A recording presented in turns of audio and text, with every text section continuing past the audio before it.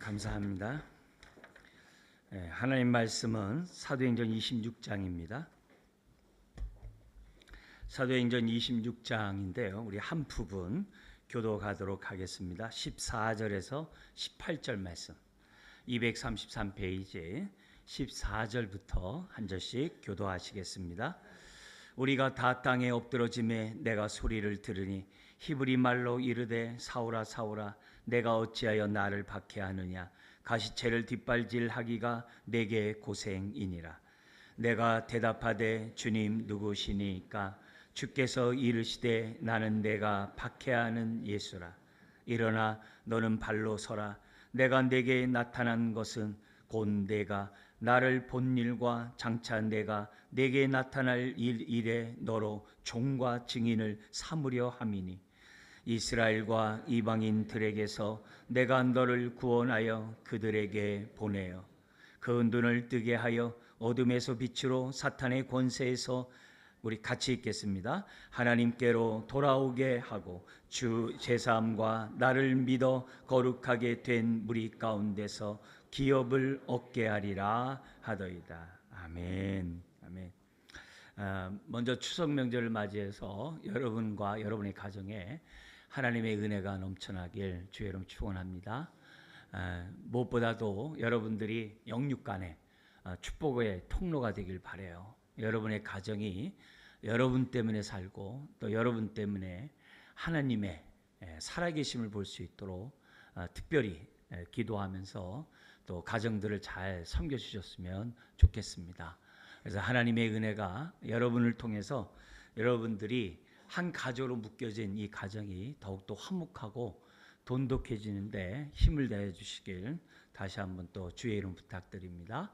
그래서 건강하게 또 잘 다녀오고 또 건강한 모습으로 배웠으면 좋겠습니다.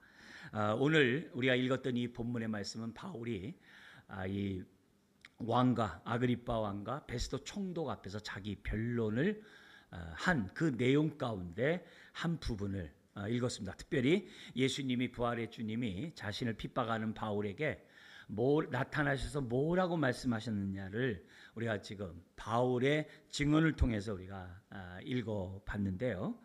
이 본문 가운데 특별히 저는 이 시간에 17절 18절의 말씀을 우리가 여러분들에게 은혜를 나누고자 합니다. 거기 17절을 보면 이렇게 되어 있죠. 이스라엘과 이방인들에게서 내가 너를 구원하여 그들에게 보내어.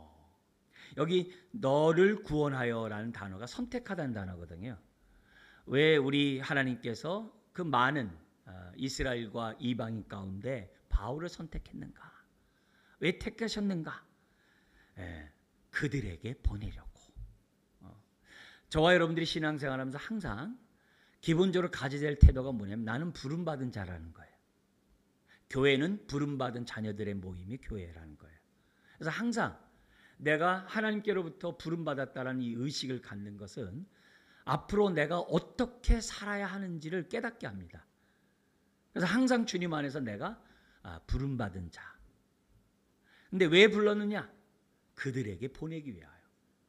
보냄을 받은 자로서 우리가 또한 부름받았다는 사실을 저와 여러분들이 잊어서는 안 됩니다. 그러면 보내어서 무슨 일 하느냐? 거기 보니까는 그 눈을 뜨게 하고 그들의 눈, 영안을 뜨게 하는 거죠. 영안을 뜨게 해서 자신들이 어둠에 속해 있다는 것을 깨닫게 하고 그들로 하여금 빛으로 나오도록. 그래서 어둠에서 빛으로 눈을 뜨게 함으로 어둠에서 빛으로 나오게 하고 심지어는 내가 사단의 권세 속에서 원치 않는 삶을 사는 거죠. 꼭 중독이나 악을 행하는 이런 것뿐만 아니라 지금 미풍양속이라는 미명하에 세상 풍속을 지배하고 있는 이 사단의 권세 아래에서 내가 살고 있었다는 사실을 깨닫게 해서 사단의 권세에서 어디로 돌아오게 하고요? 하나님께로 돌아오게 하고 그래서 그 돌아온 그들로 하여금 예수 그리스도를 통하여 죄의 사함과 그뿐만 아니라 나를 믿어 거룩하게 된 무리 교회 가운데서 기업을 얻게 하리라. 여러분 기업을 얻는다는 것은 상속, 몫을 받는다는 거예요. 상속은 누가 받아요? 자녀가 받아요. 자녀가 받아요. 그러니까 이 말은 죄사함 받고 끝나는 게 아니라 우리가 하나님의 자녀가 되게 하는 믿음으로 자녀가 되게 함으로 하나님의 자녀로서 후사 상속자가 되게 해서 하나님의 기업의 그 몫을 차지한 가장 큰 몫이 뭐겠어요? 천국이고 또 우리 좀 더 이렇게 직접 얘기한다면 삼일체 하나님을 마음에 모실 수 있는 그리고 그분 안에 있는 그 모든 은혜와 그 축복을 참여할 수 있는 그 특권을 갖는 게 자녀거든요. 그걸 누리도록 바울을 택하셨고 보내셨다는 거예요. 오늘 저와 여러분들을 왜 구원하셨어요? 그 말은 왜 부르셨어요? 여러분들 보내려고. 어디에요? 여러분의 가정에.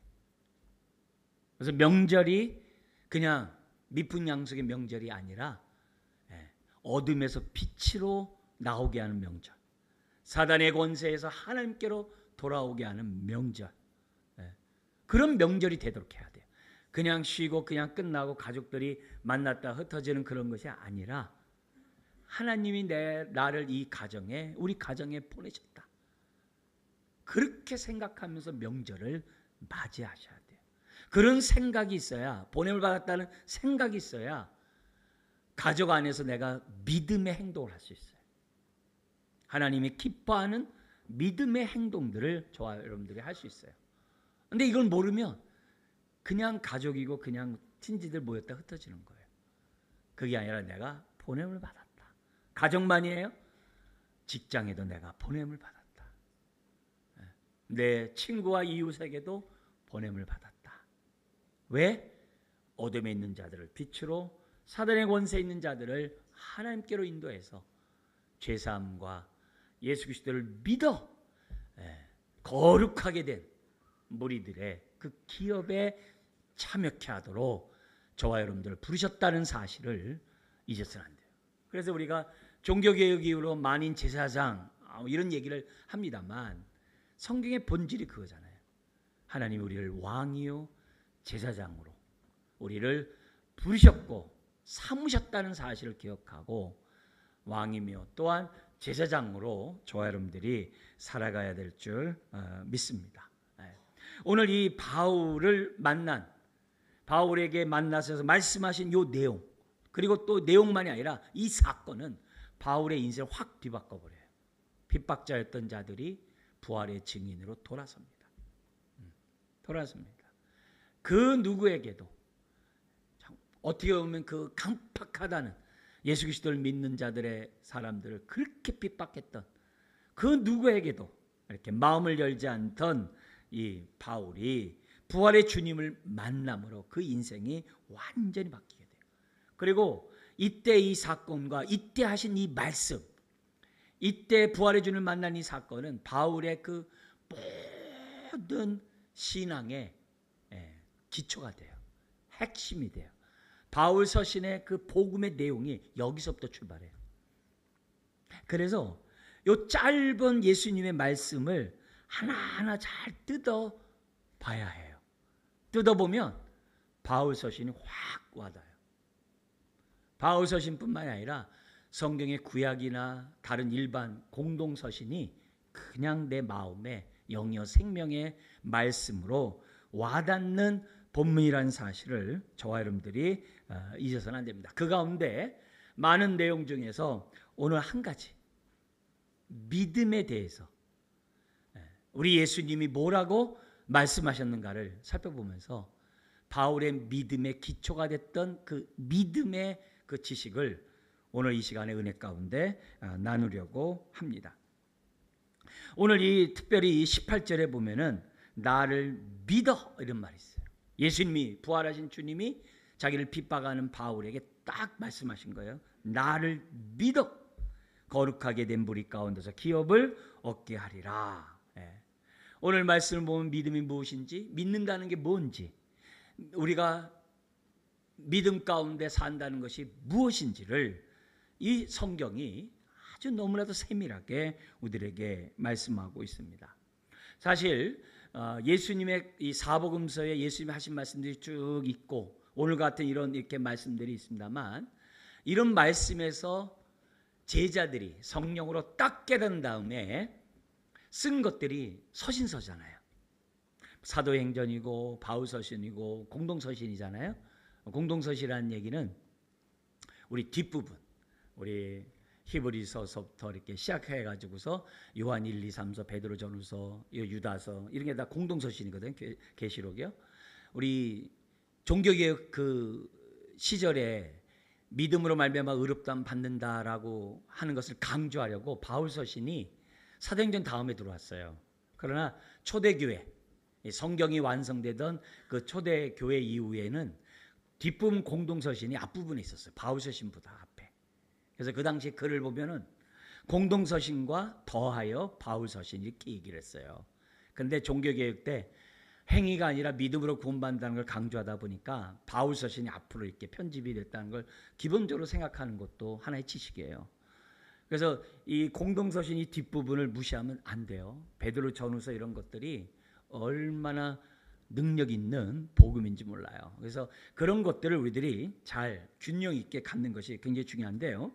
그래서 우리가 이 서신서를 보면 우리 성경에 예수님이 하신 그 말씀의 의미를 잘 밝혀놨어요. 그걸 정리한 걸 교리라고 그래요. 그래서 우리가 예수님의 그 본성과 그분의 인성을 알려면 골로새서를 보면 너무 풍성해요. 근데 말이 어려워요.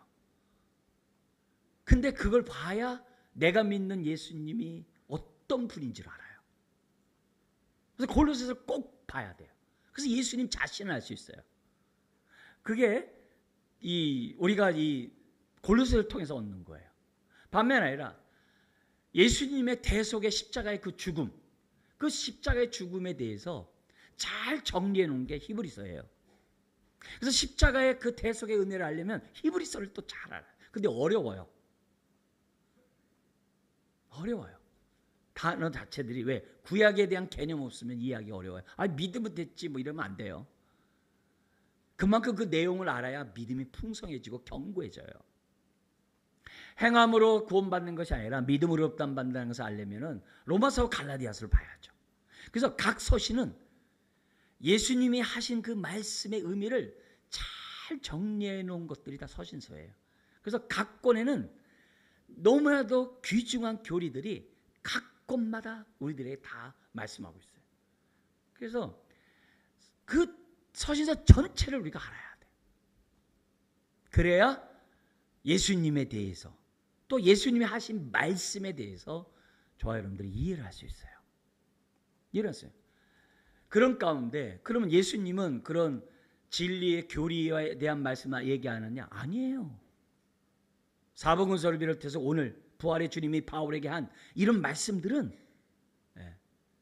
그 하나하나의 서신서들을 이해할 수 있는 핵심 내용들이 다 들어가 있는 거예요.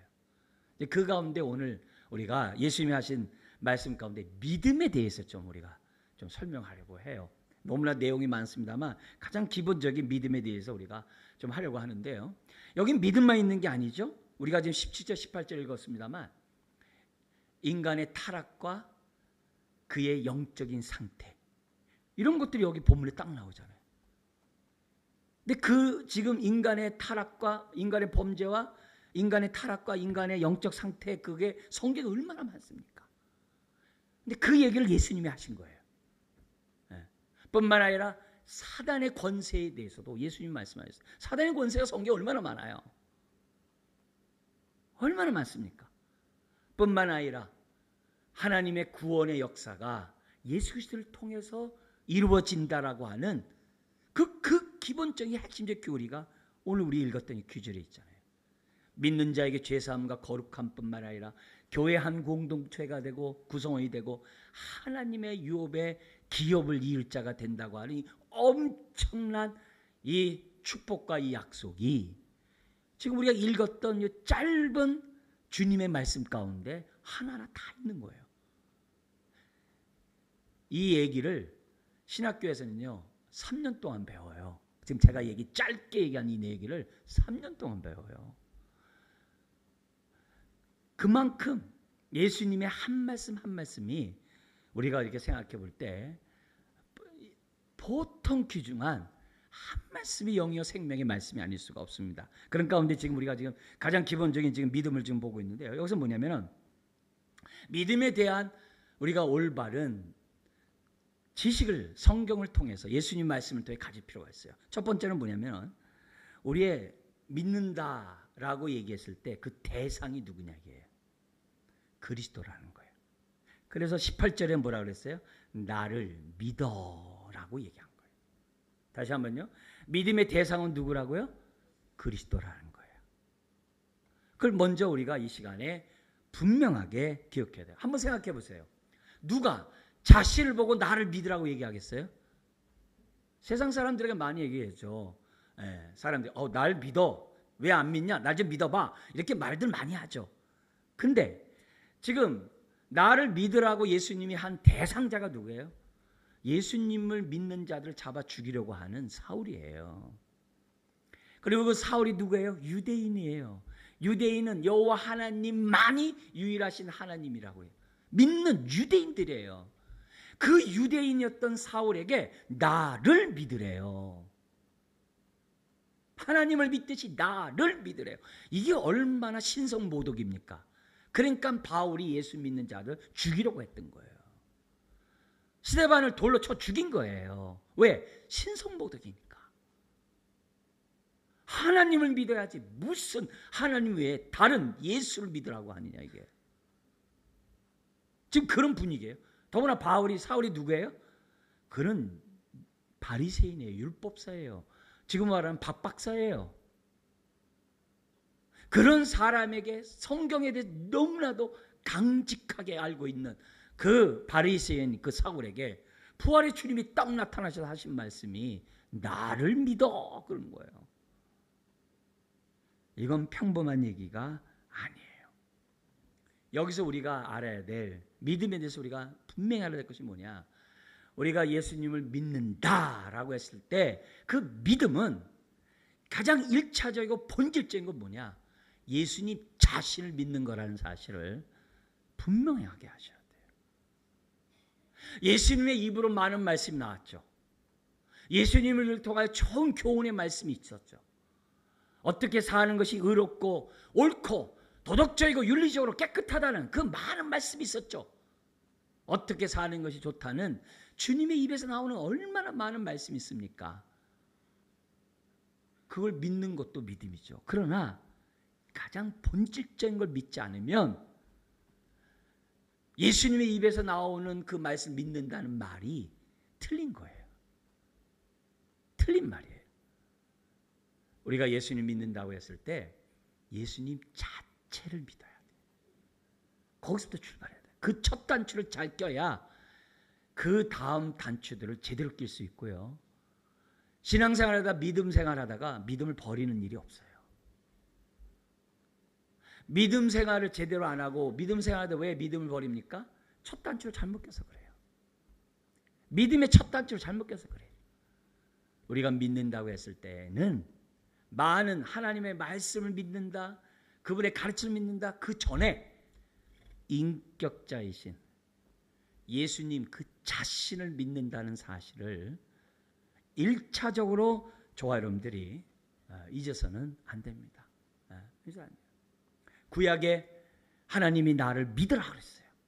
그래서 하나님의 말씀이 많았어요.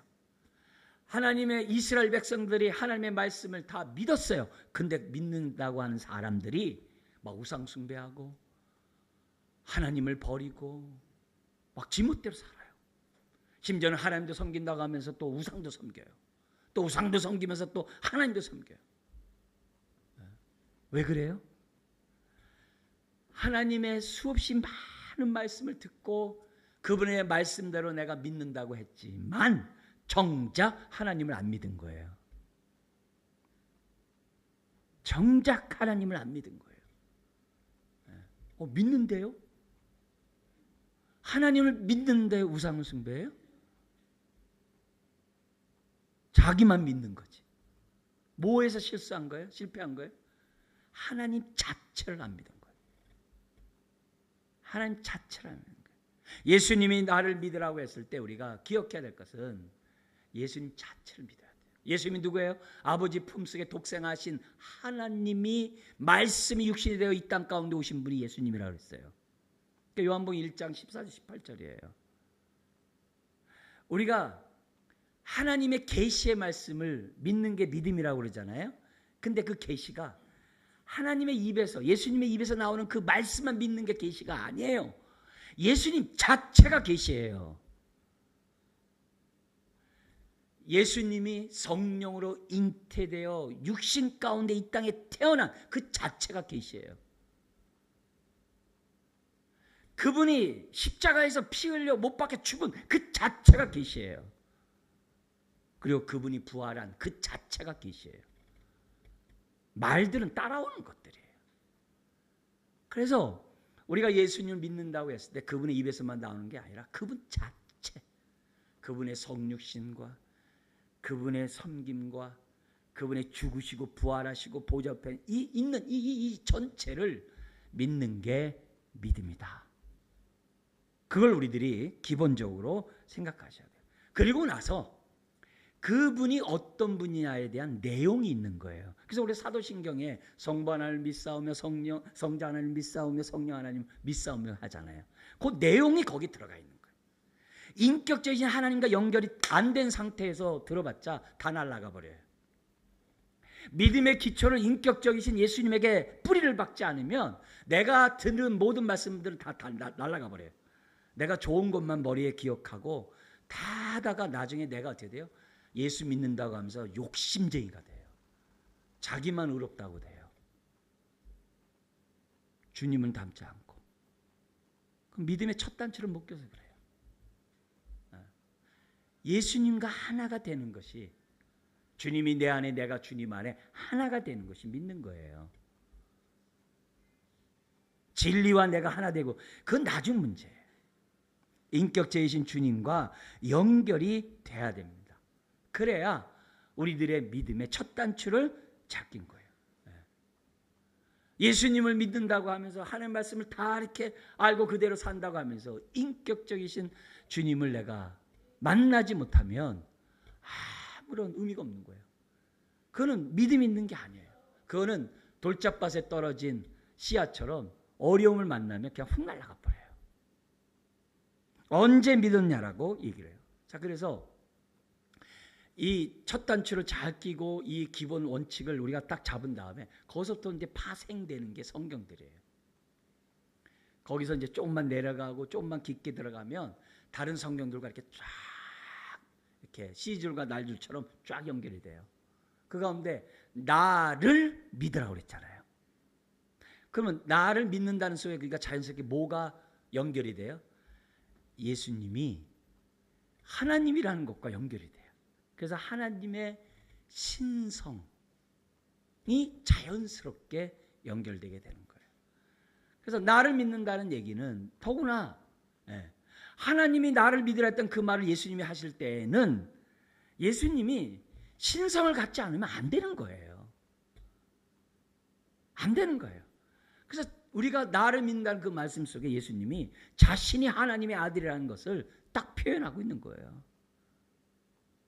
구약에서는 성부 하나님을 믿으라고 다 되어 있어요. 근데 신약에 들어와서는 갑자기 예수님이 나를 믿으래. 왜 그래요? 성부 하나님이 성자 예수님을 통해서 구원하시겠다라고 뜻하셨기 때문에 저와 여러분들이 하나님을 믿으려면 예수님을 통해서 믿어야 돼요. 저와 여러분들이 하나님 앞에 가려면 예수님을 통하지 않으면 안 돼요. 그게 성부 하나님의 뜻이에요. 그러니까 예수님이 오셔가지고 하신 말씀이 뭐냐? 나를 믿어라. 그래서 사도행전 4장 12절에 그러잖아요. 다른 이로서는 구원 얻을 자가 없다 그랬어요. 구원 얻을 만한 다른 이름을 주시지 않았다고 그랬어요. 오직 예수 그리스도 외에 구원을 얻을 수 있는 이름은 없는 거예요. 그렇기 때문에 우리들이 신앙생활 할 때 예수님이 누군지를 동시에 또한 알아야 돼요. 예수님 믿으면 됐지. 이게 아니라 그분 자체가 계실 뿐만이 아니라 그분이 바로 하나님의 아들이신, 육체를 입어 우리와 같은 인간이 되시고 우리의 형제가 되고 우리가 한 가족이 된 그분이지만 그분의 본성은 하나님의 아들이세요. 하나님의 아들이세요. 그걸 믿어야 돼. 그걸 믿어야 돼. 그건 자연스럽게 이 믿음 속에 나타난다는 사실을 잊어서는 안 됩니다. 여러분, 우리의 믿음의 대상이 누구라고요? 그리스도시고, 또 그 그리스도는 어떤 분이세요? 반드시 하나님의 아들, 신성을 가지셔야만 해요. 왜 예수님이 성령에 따라 잉태되셔야 돼요? 그래야 죄가 없죠. 성령으로 잉태되지 않으면 다 죄인이에요. 그래야 그분이 십자가에 죽으실 때 그분의 십자가의 죽음이 저와 여러분들의 죄에 대해 대신 죽을 수 있는 거죠. 왜? 죄가 없어야 하니까. 죄가 없으려면 인간이 되겠어요? 안 되죠.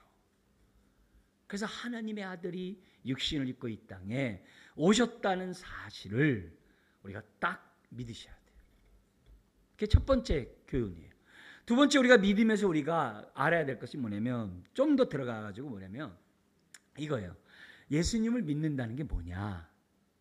믿는다라는 그 말은 그 예수 그리스도와 인격적인 관계를 맺는다는 걸 말해요. 인격적인 관계를 맺는 거예요. 우린 그걸 다른 말로 하면은 신뢰한다 그래요. 예수님을 인격적으로 신뢰하는 것을 믿는 거예요. 신뢰하기 때문에 뭐가 있어요? 내 인생을 맡기는 거죠. 사랑하는 여인들이 알콩달콩 이렇게 막 연애하다가 어떤 사람은 결혼하고 어떤 사람은 결혼 안 하고 헤어져요. 왜냐면 마지막 그 결혼 순간에 내 인생을 저 사람이 맡길 정도로 신뢰가 안 되면 결혼 안 해요. 내 인생을 맡길 정도로, 인격적으로 맡길 정도로 신뢰가 있을 때 결혼하는 거예요. 사람이 연애하다가 왜 헤어져요? 신뢰가 깨졌거든요. 헤어지는 거거든요. 그래서 내가 그 사람을 신뢰하면 내 인생을 맡기는 건 자연스러운 거예요. 그리고 그 속에 사랑이 따라가요. 사랑 없는 신뢰는 없어요. 주님과의 관계도 마찬가지예요. 우리가 주님을 믿으면 주님을 사랑하는 거예요. 또 주님을 믿으면 인격적인 관계를 맺어가지고 주님을 신뢰하는 거예요. 그래서 내 인생을 던지는 거예요. 그게 믿는 거예요. 내가 예수를 믿는다?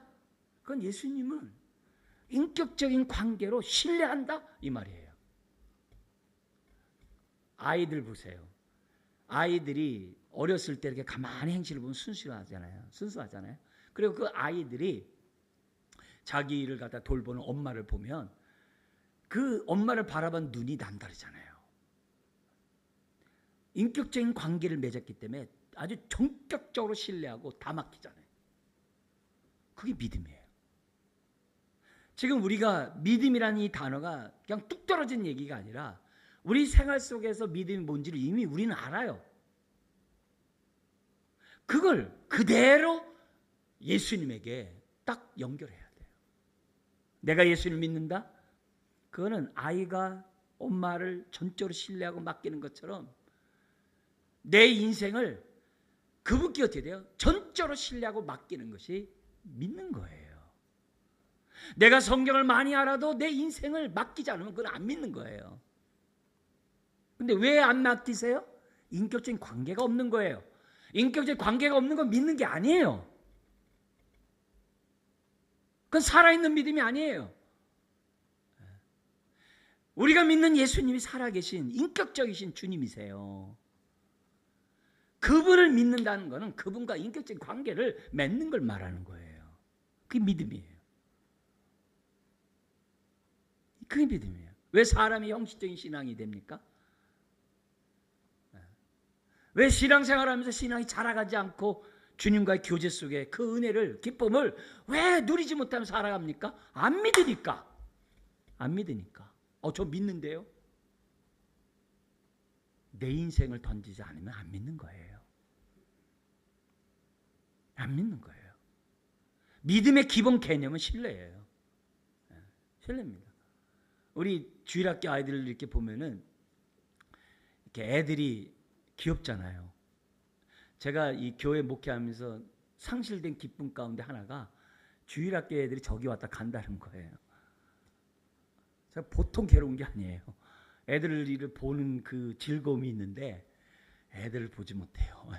그게 너무나도 큰 아픔인데, 근데 보면 어떤 애들 보면요, 제가 막 이렇게 이뻐 뭐 이렇게 해가지고 막 아양하고 해가지고 이렇게 막 안고 뭐 이런 아이가 있는 반면에 그냥 생뚱맞게 와가지고 있잖아요. 저한테 이렇게 하트를 뿅뿅뿅 하는 애들이 있어요. 어린 애들이 있어요.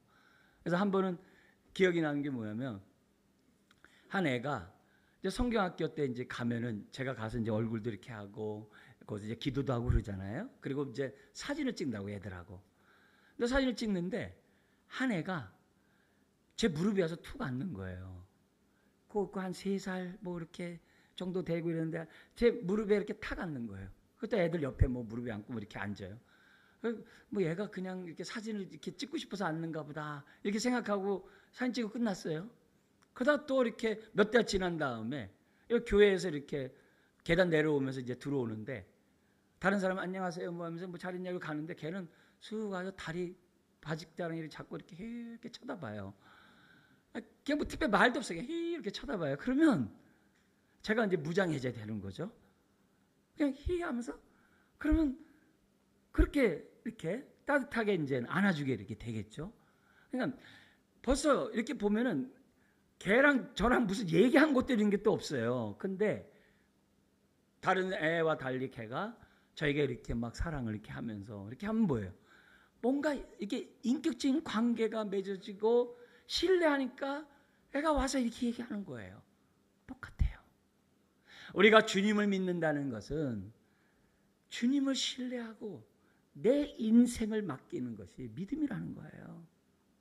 여러분, 주님을 믿는다고 하면서 현재 나의 삶에 대해서 맡기지 못하고 있다? 그건 인격적인 관계가 올바르지 않다는 거예요. 뭔가 문제가 있다는 것을 우리들에게 보여주고 있는 거예요. 자, 믿는다는 게 인격적인 관계를 하면서 신뢰를 하는 것이고, 신뢰는 내 거 맡긴다라고 했잖아요. 거기서 좀 더 파생되는 게 뭐가 있겠어요? 주님과 인격적 관계가 딱 형성되잖아요. 주님의 입에서 나오는 모든 말씀이 은혜요, 감사요, 영이요, 생명의 말씀이 돼요. 한 말씀 한 말씀이 나에게 얼마나 좋은지 몰라요. 근데 인격적인 관계가 형성되지 않으면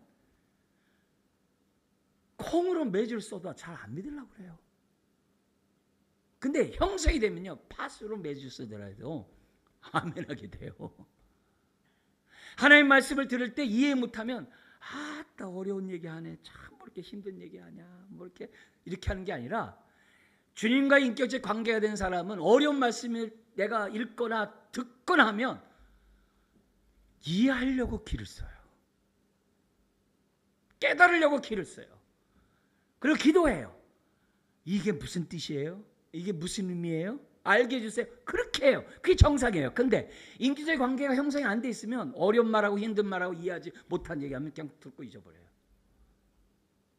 그러다가 자기에게 유익되고 좋은 말이면 아멘 그래요. 그건 믿는 게 아니에요. 그건 믿는 게 아니에요. 주님을 믿으면 주님의 입에 나오는 모든 말씀이 영이요 생명의 말씀이에요. 오늘 여기 말씀처럼 눈을 뜨게 되고 어둠에 있는 자들이 빛으로 나오게 되고 사단의 권세에서 하나님께 나와요. 하나님 말씀을 들을 때 그게 빛의 말씀으로 받아들여요. 시편 119편 130절 이하에 나오는 말씀처럼 성경을 피면 하나님의 말씀의 빛이 내 안에 비추 들어오는 거예요. 그건 자연스러운 거예요. 그럼 누가 뭐라 그래도 그건 자연스러운 일이에요. 그게 믿는 거예요. 말씀이 빛으로 와요. 말씀이 생명으로 와요. 단순히 감화감동 이런 수준이 아니에요. 그 말씀 앞에 그냥 무장의 자가 돼요. 예. 그런 은혜가 우리들에게 들어오는 것이 지금 어떻게 돼요? 그게 주님을 믿는 거예요. 그게 주님을 신뢰하는 거예요. 모든 말씀에 나를 맞추려고 해요. 예. 모든 말씀, 모든 생각을 하는 말씀에 맞추려고 해요. 그래서 빛이 딱 들어오니까요. 여기서 나오는 게 파생된 게 뭐겠어요? 지난날의 내 모습과 딱 연결해요. 예수를 믿기 전에 나는 나 외에는 안 믿었어요. 사람들이 그래요.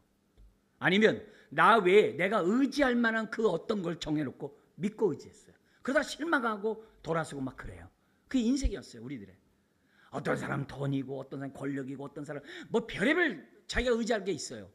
근데 주님을 딱 믿고 나면요, 주님을 신뢰하고 나면요, 그동안에 내가 신뢰했던 그 모든 것을 다시 보게 돼요. 아, 내가 주님을 의지했어야 되는데 나를 의지했구나. 다른 사람을 의지했구나. 아니면 세상의 것들을 의지했구나. 그래서 생각을 고쳐요. 그게 회개예요. 그게 회개예요. 이전에 내가 신뢰하고 의지했던 그것에서 내가 돌아서요. 그게 회개예요. 옛날에는 몰랐어요. 왜? 어둠에 있었기 때문에. 옛날에는 몰랐어요. 사단의 권세에서 유혹받고 있었기 때문에 몰랐어요. 내가 마음과 육신이 원하는 대로 행하는 것이 사단의 권세 때문에 내가 유혹받아서 했다라고 에베소 2장 1절 3절 얘기하거든요. 아니 난 옛날에 내 마음과 육신이 원하는 대로 내가 살았는데 그게 뭐 잘못됐어? 몰랐거든요. 근데 빛의 말씀이 딱 들어오면요, 아, 내가 어둠에 있어서 몰랐네. 내가 사단의 권세 때문에 속았네. 지난날의 삶에 대해서 내가 다시 생각하게 돼요. 그래서 믿음과 회개는 뗄래야 뗄 수가 없어요. 믿음과 회개는 같이 가는 거예요. 같이 가는 거예요. 주님을 신뢰하는 사람들은 자신을 신뢰하지 않아요. 근데 주님을 신뢰하지 않는 사람은 자신을 신뢰하거나 다른 무언가를 신뢰해요. 그렇지만 내가 믿는다면 예수님을 한순간에 내 모습을 딱 보게 돼요.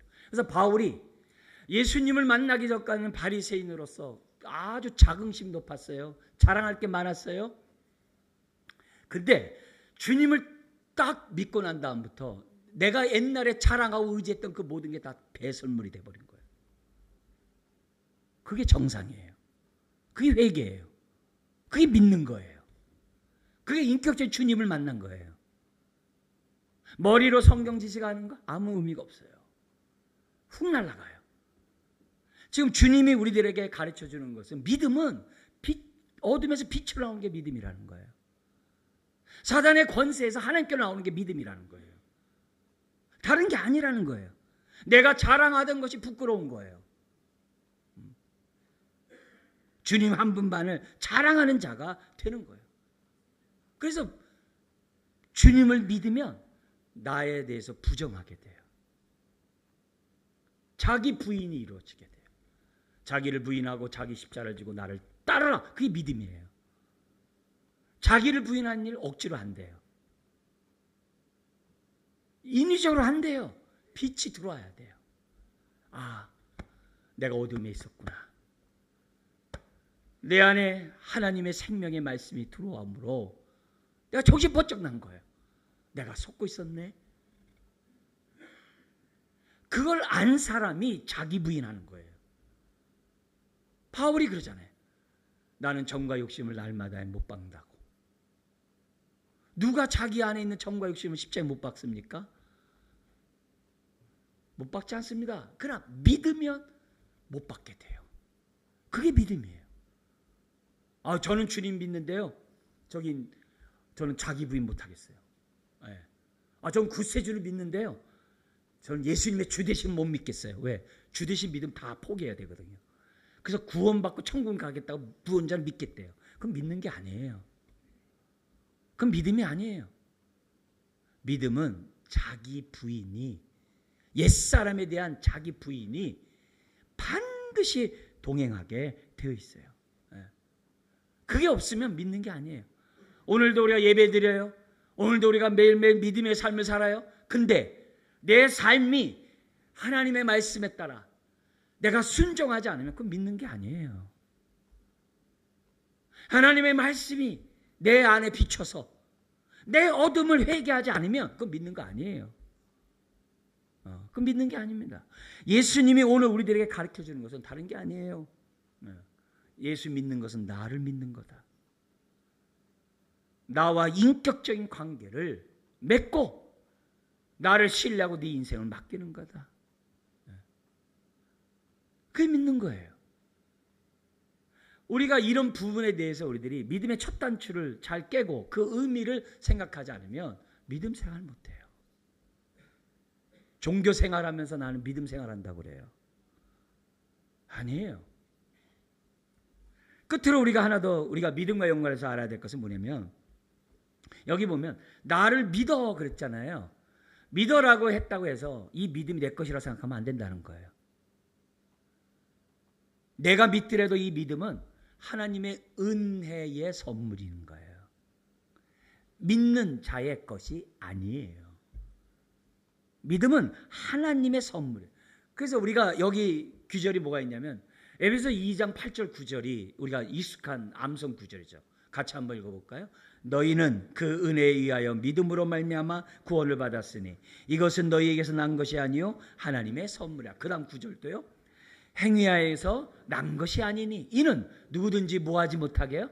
자랑하지 못하게 합니다. 나의 믿음은요 자랑이에요. 우리 이런 행동할 때 있잖아요. 내가 이 어느 부서 맡고 내가 어떤 맡았을 때는 그냥 막 부응하고 막 좋았고 막 그러는데 말이야.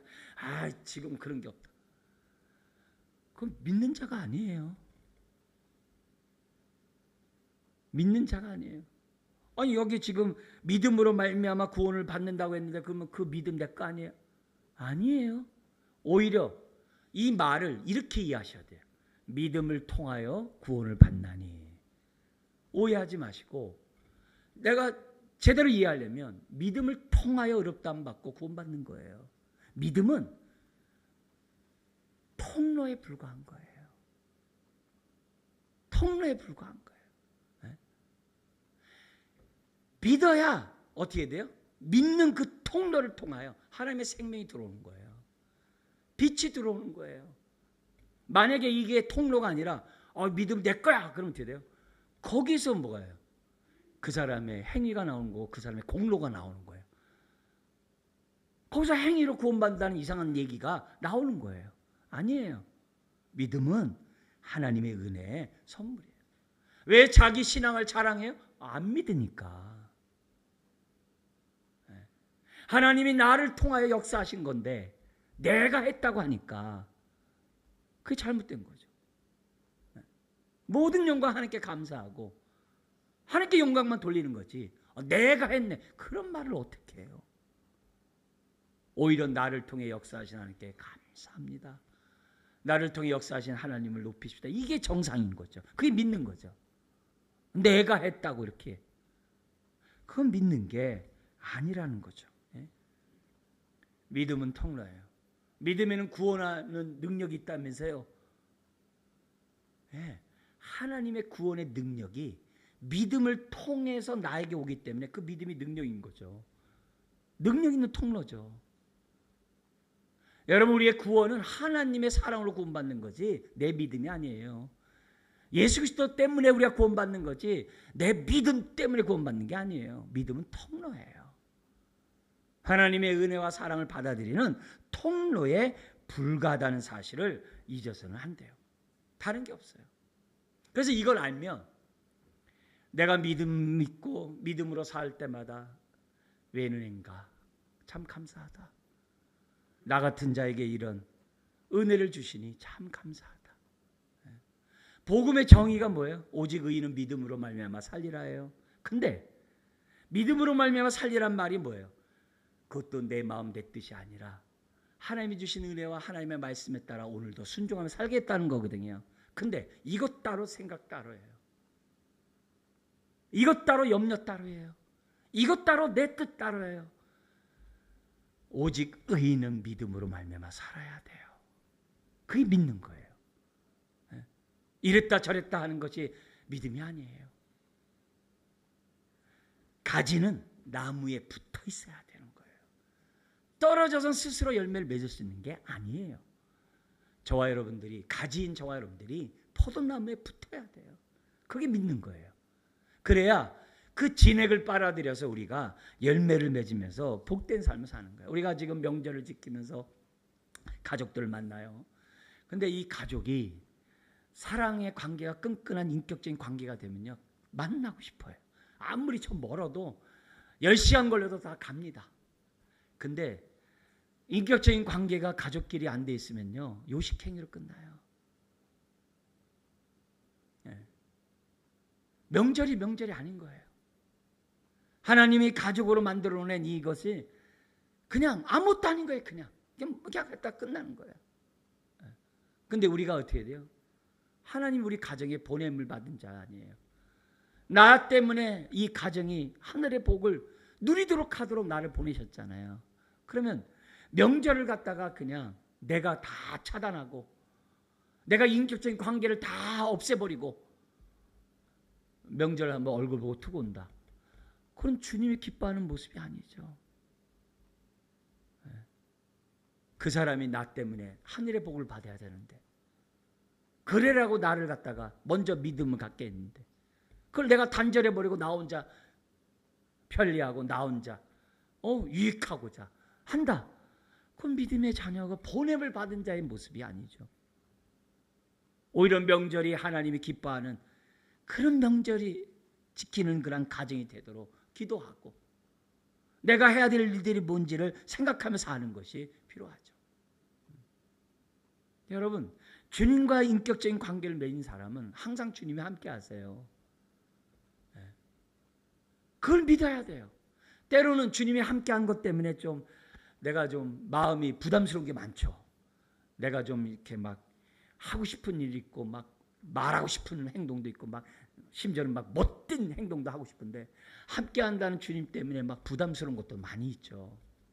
그러나 반대로 그렇게 하고 싶지만 그래도 참게 하신 그 주님께 감사하면서 내가 또 해야 될 마땅한 일들을 하게 하는 그 마음을 주심에 감사하면서 우리가 믿음으로 산다고 한다면 나만 살겠어요? 우리 가족이 기뻐하겠죠. 나를 만나는 사람들이 좋아하겠죠. 우리는 지금 혼탁한 세상과 자기를 사랑하고 돈을 사랑하는 세상 속에 살아가고 있어요. 근데 이게요, 바울이 디모데에게 쓴 편지도 나와 있어요. 그때도요, 자기를 사랑하고요, 그때도 돈을 사랑하고요, 그때도 우상 숭배하고요, 그때도 막 엉망진창이었어요. 지금과 다를 바가 없었어요. 근데 그런 가운데서도 그들은 믿음 생활했어요. 그런 가운데서도 부흥의 역사를 경험했어요. 그런 가운데서도 그들이 드디어 놀랍게 하나님의 그 복음의 역사를 나타내요. 왜요? 참된 믿음을 갖고 있으니까.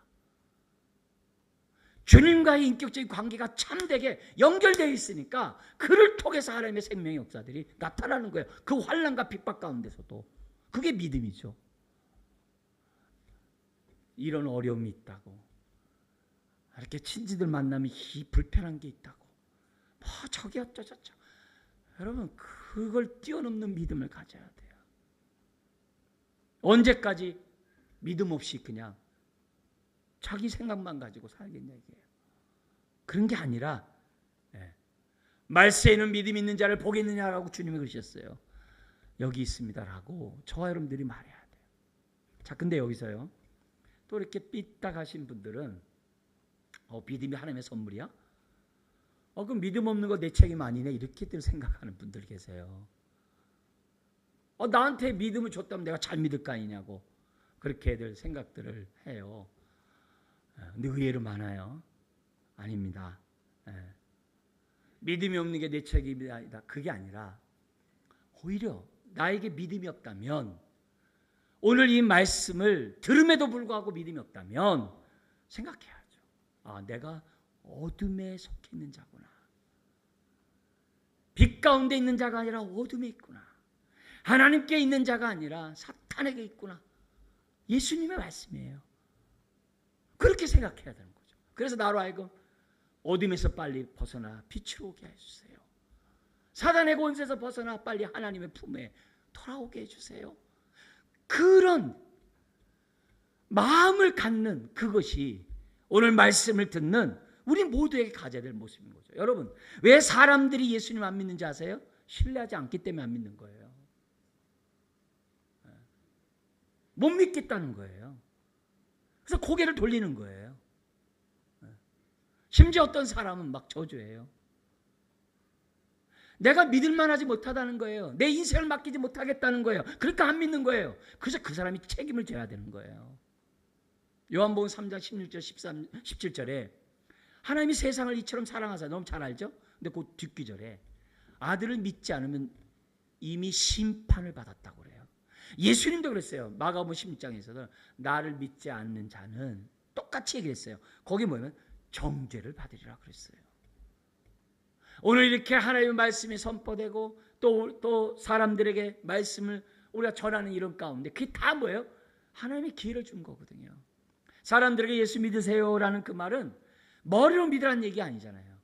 내가 예수님과 인격적인 관계를 맺듯이 당신도 인격적인 관계를 맺어서 내가 누리는 이 축복을 당신도 누리세요 라는 마음으로 예수 믿으라고 하는 거죠. 그런 의미에서 오늘 우리들이 본문에서 예수님이 분명히 얘기하잖아요. 너 자신을 신뢰하지 말고 예수님을 신뢰하라고. 너 자신을 믿지 말고 예수님 믿으라고. 오늘 분명히 얘기하잖아요. 그리고 예수님도 분명히 얘기하잖아요. 나를 믿어 거룩하게 된.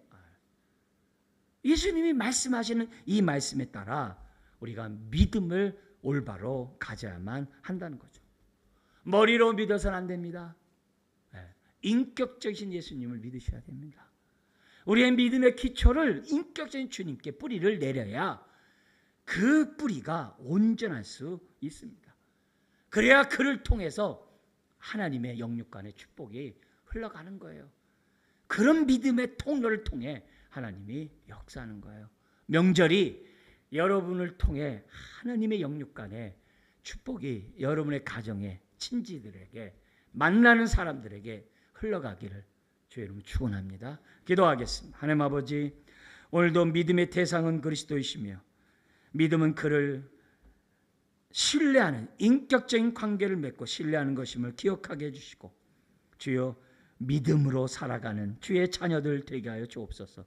오직 믿음으로 살라고 하셨는데 주여 믿음으로 살아가는 주의 자녀들 되게 하여 주옵소서. 믿음으로 사는 그곳에 생명이 있고 하늘의 축복이 임하는 줄 믿습니다. 감사하며 예수님의 이름으로 기도드리옵나이다. 아멘.